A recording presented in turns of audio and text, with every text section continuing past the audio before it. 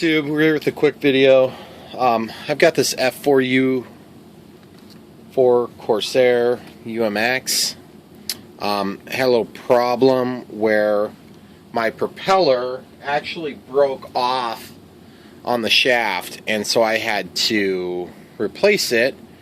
And actually I have a Sport Cub S multi-purpose receiver installed from my Spaboo here. This is the Habu mainboard is installed in this one. So I actually had that mainboard from years ago when I had started flying, and when I went up to 2S configuration on that plane, so I had this mainboard sitting around, and I decided I'd upgrade it so I'd have safe. This plane is just one of those planes where it's kind of fun to fly, and hey, look at that.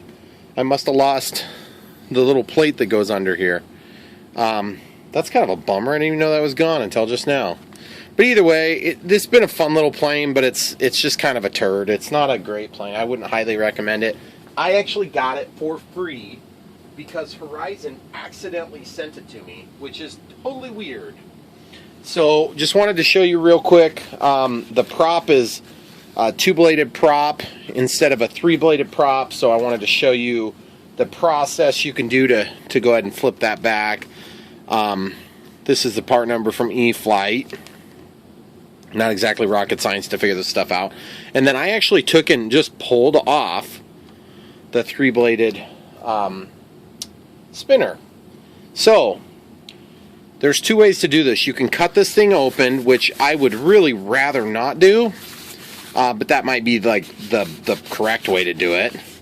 And I'm just wiping dust off of these. These things get dusty when they sit in display mode. At least in my office they do. And then when you fly, you would think, oh, surely they'll get clean.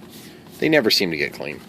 So the way you can do this is all you have to do is brace the gears so that you can twist this off.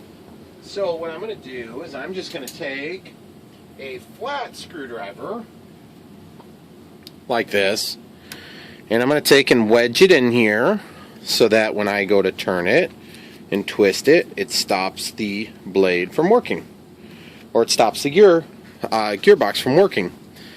And it's a super easy thing. I'm going to actually hold it with my mouth and just give her a couple of twists, and it's getting a little annoying because you got to keep moving it back and forth until you get it totally unspun. But that's the easiest way. Now you can cut open the plane and just hold it with your finger. You might even be able to get your finger down in there and do that, just depending on the size of your hands. But I just wanted to show you how you can unthread that without opening up the plane. It's quite simple, and it's effective. And you just see you're bracing that because it's just threaded on. It's no big deal. This is off of a Sport Cub S as well, because I think I used the gearbox that I had in stock in my parts inventory. Looks like I got another half turn or so. Oh. And you can see it's a little bit of a pain. Okay, we got to be really close. It should come off the rest of the way now. Okay, so obviously I want to keep this. No reason to not have that. That worked nicely, actually. And you can see at the tip of that there's threads. So you're just going to thread on your new prop. So go ahead and grab your prop. Pop out the staples.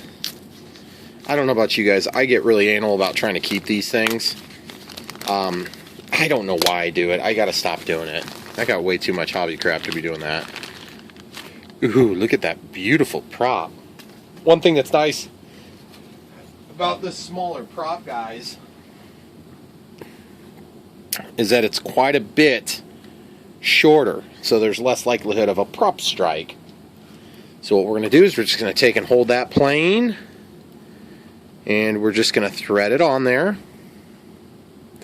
Obviously, in a second, once we get it kind of biting, then we'll have to or actually we might have to do that first anyway. I'm going to do the same function we did before. holding that. And if you get in here at a bit of an angle, you may be able to get in here like this and then just kind of sneak that in there so that, yeah, that might work. This thing's been crashed so many times, it's not like in perfect condition. So I can get away with that. Yours is probably in better shape, since you probably paid for yours. Okay, so I'm just kind of lining that up. Give her a couple spins.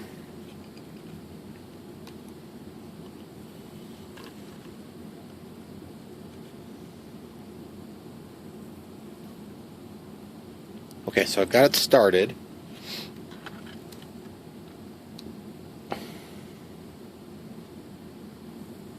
And so once you get it started, then it's just a matter of stopping this thing from pivoting. So the other way you can do that works pretty nice, is you can also arrest the motion with something like forceps, which works even easier. Because then you can sit there and hold the whole plane, because it's such a light model, by the motor. And then you can just take and spin this on. And I think I'm going the right way. Look at that. Yeah. So once you get that thing started, she'll just kind of thread on there. Just go until you see the threads disappear. Oops, I think I was spinning the whole thing, so I got to go one more click on my forceps. Okay, so we're just getting down to where it's most of the way on there. And as you can see, we're not any more threads. So we'll unclip our forceps. And that sure looks nice. So now I'm just going to take this thing and get that glued on. And before I do that, I'm going to just check for imbalance. And that's going to tell us whether or not we've introduced an imbalance as a result of the spinner. So I've got my DX18 here programmed, F4U Corsair. Grab a little 1S pack, LiPo here, it's 130 milliamp hour, nanotech, throw that in. Remember, we got safe, so we have to let safe initiate.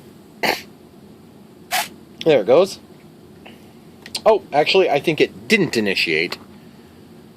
That's why it locked the rudder. Okay, so here we go. Just going to let it down. Sometimes it's easier to get safe to initiate. There we go. What the heck is going on here? F4U. Oh, I'm on my 1.2 meter. I got to go to my UMX system setup. Yes. F4U Corsair UMX was safe, which yours wouldn't have safe. It'd have just AS3X. Okay, so now it might bind already, but I'm just going to go ahead and power it back up. It's already bound. I just have to get it to initiate. Oh, okay, there we go. So everything's working, elevator, and throttle cuts on and tested. And you can see the safe is off. Give it some throttle. Okay, safe is initiated. And you can see it's trying to auto level. And then it's just AS3X. And then we go back to safe and it's trying to auto level. So pretty cool stuff. So now what I want to do is I want to go ahead and run this up.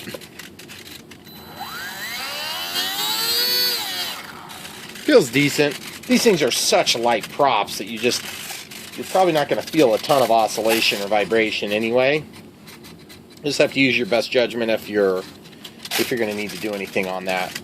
So then to actually get that finished up and mounted properly, I'm going to use some thin CA, which is going to be a white cap phone safe CA. In my case, I got mine at Hobbytown. And then I'm going to use some CA kicker. And it's going to be a real simple application. I want to go somewhat even on each of these three sides. Just give it one little teeny drip here, here, and here. And then I'm just going to take this little thing and I'm just going to slide that on there until it's in place. Just going to hold it in place, kind of spin it, see how it feels. Feels pretty good.